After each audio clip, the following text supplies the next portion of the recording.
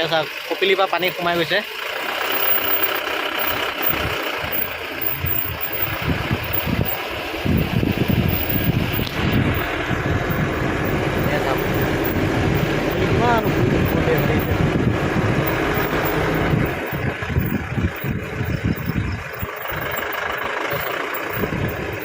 এতিয়া পানী সোমাই গৈছে কপিলিৰ পৰা।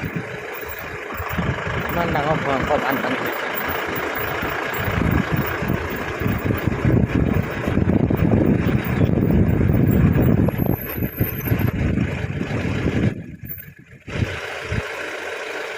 চাওক কপিলিৰ পৰা কেনেকৈ পানী সোমাই আছে। এয়া এই নাওখন উতৰি যাব।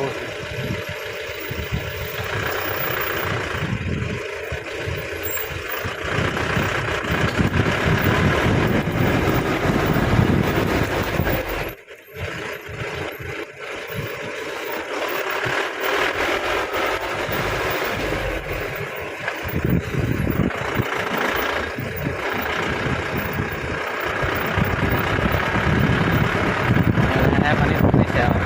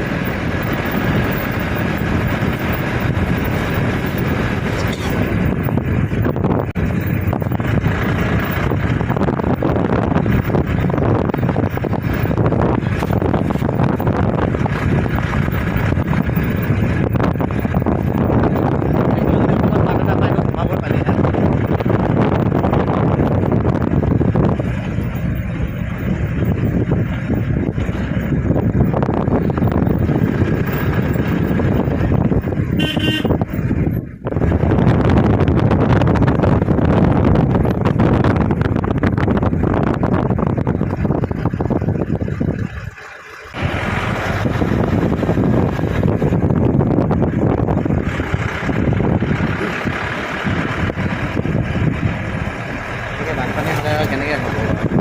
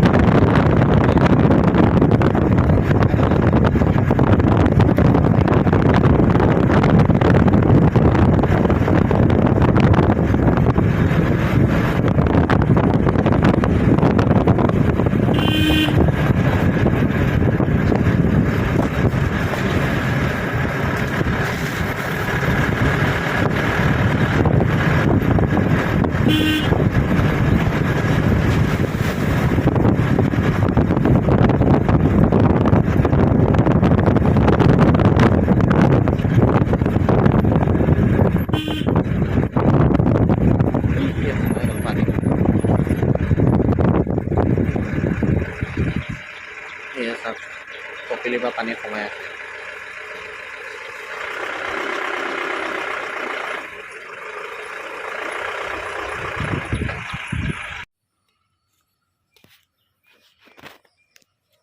এয়া চাওক কপিলি কিমান বাঢ়িছে।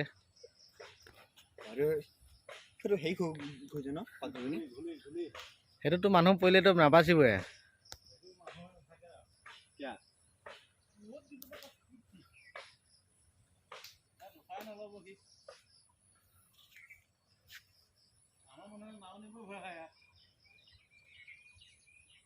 নাও সোমাই যাব গোটো।